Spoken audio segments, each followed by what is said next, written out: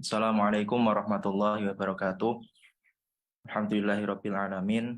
Yang saya hormati panitia acara pada sore hari ini. Pertama-tama perkenalkan dahulu, nama saya Muhammad Ainun Naim. Saya bersama dengan Dr. Abdul Fattah MSI akan menyampaikan hasil penelitian kami mengenai perbedaan studi tentang wakaf ibtidah, studi komparatif yang ada di dalam Mushaf Madinah dan Mushaf Al-Qudus. Untuk latar belakang kenapa penelitian ini dilakukan adalah yang introduction. Terima kasih. Untuk latar belakangnya adalah Mushaf Madinah dan Mushaf Al-Qudus ini salah satu setelah dua dari mushaf yang begitu populer di kalangan masyarakat di Indonesia. Terutama yang Mushaf Madinah itu bahkan di seluruh dunia cukup populer. Namun dari kedua mushaf ini yang sama-sama mushaf Utsmani itu memiliki beberapa perbedaan dalam penempatan tanda wakaf. Nah, seperti itu. Kemudian dari hal itu masyarakat menjadi kebingungan loh. Yang benar ini yang mana tanda wakafnya? Kok berbeda-beda? Apakah memang di setiap mushaf itu memiliki perbedaan? Nah, kemudian setelah ada latar belakang seperti itu, kami merumuskan masalah. Next, ada rumusan masalah yang kami sampaikan yaitu apa sih konsep penggunaan wakaf ibtidah dalam kedua mushaf itu. Kemudian perbedaannya apa dari kedua mushaf itu. Kemudian dari itu kemudian kami mengambil beberapa metodologi, yaitu penelitian ini mengambil library research atau studi pustaka dengan penggunaan deskriptif komparatif. Seperti itu. Kemudian rujukan utama yang kami ambil adalah tentu saja dari kedua mushaf, yaitu mushaf Madinah dan mushaf Al-Qudus. Ini sama-sama mushaf yang standar Utsmani.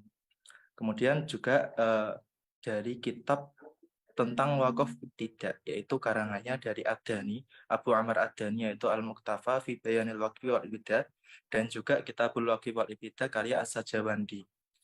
Kemudian yang rujukan sekunder atau secondary research adalah jurnal-jurnal dan disertasi yang telah dahulu menggunakan atau membahas tentang wakaf ibtidah.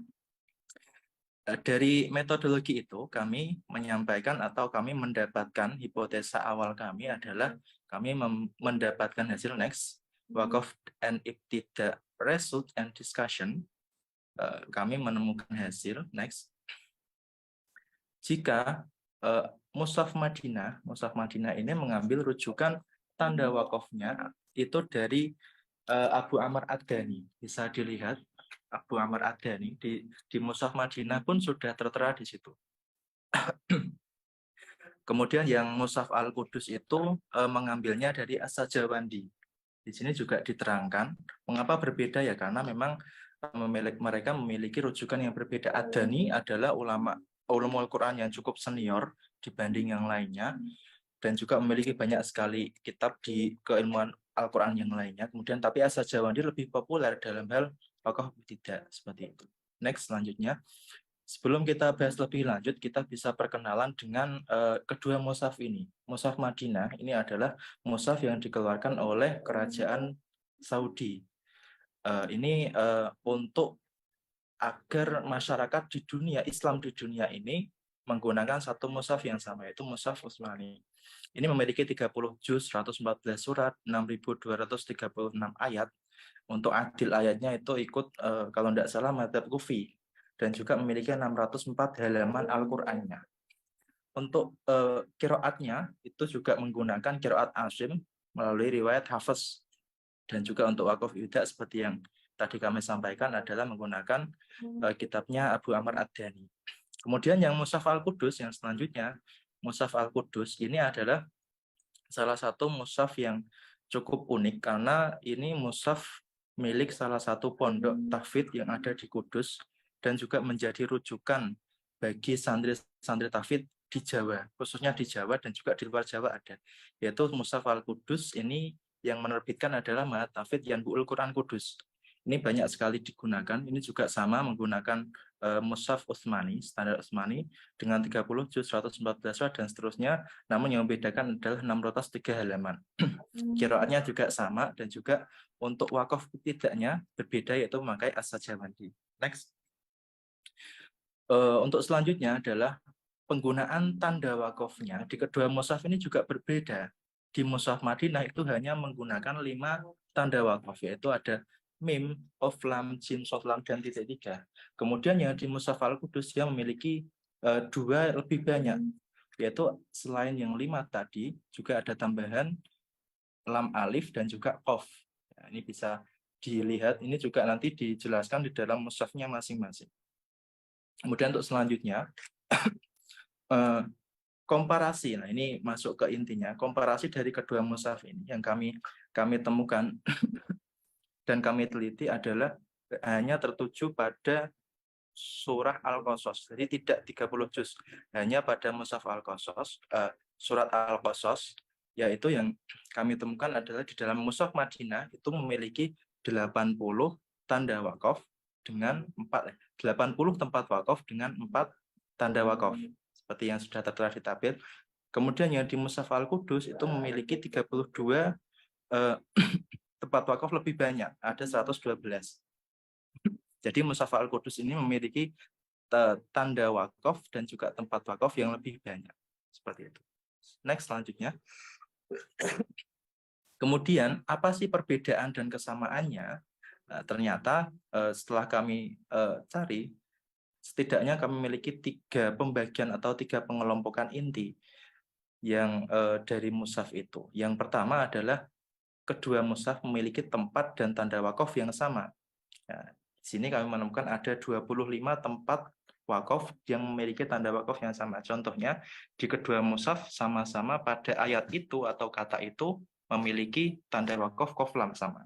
Kemudian pembagian yang kedua adalah di dalam keduanya sama-sama ada tempat wakafnya, tapi memiliki tanda wakaf yang berbeda. Contohnya, di Mushaf Madinah itu tanda wakafnya jim, kemudian di Mushaf Al-Qudus qaf lam. Ini sama-sama tempat wakaf, tapi memiliki tanda wakaf yang berbeda. Kemudian yang pengelompokan ketiga itu di Mushaf Madinah tidak ada tanda wakafnya, yaitu tidak harus wasol, tapi di Mushaf Al-Qudus ada tanda wakafnya. Seperti itu. Untuk selanjutnya, ya, distinguishing faktor yang mempengaruhi perbedaan itu. Apa sih yang mempengaruhi faktornya? Yang pertama dan yang paling inti adalah karena memang rujukannya berbeda. Rujukannya yang satu tadi menggunakan riwayat Abu Amr Ad-Dani, dan yang kedua adalah menggunakan As-Sajawandi. Abu Amr Ad-Dani ini memiliki tempat wakaf yang cukup sedikit. Sedangkan di As-Sajawandi cukup kompleks, ada banyak sekali. Seperti itu. Kemudian yang kedua adalah perbedaan pandangan tentang tafsir dan tadabbur ayat. Jadi tujuan adanya tempat wakaf ini untuk apa sih? Ya juga untuk agar ketika kita membaca Al-Quran itu sesuai dengan maknanya. Dan terkadang di beberapa tafsir itu memang disebutkan kalau tempat ini harusnya wakaf, tempat ini nggak boleh wakaf. Tujuannya apa ya? Biar kita kalau baca itu enak, kita memahami maknanya juga enak. Seperti itu. Kemudian yang ini yang kami temukan juga yang terakhir adalah kualitas nafas orang Indonesia, kita semua ini dibandingkan dengan orang-orang Timur Tengah itu sangat berbeda. Kita pada umumnya memiliki nafas yang cukup pendek dan orang-orang di Timur Tengah memiliki nafas yang panjang. Makanya di Mushaf Al-Qudus yang dari Pondok Yanbu'ul Quran ini menggunakan madhabnya As-Sajawandi karena agar anak-anak atau santri-santri yang mengaji itu bisa lebih enak. Apalagi yang menghafal itu juga tempat-tempat wakafnya juga bisa dengan mudah mereka temui. Seperti itu. Itu beberapa yang kami temukan. Kurang lebihnya mohon maaf. Itu saja yang kami sampaikan.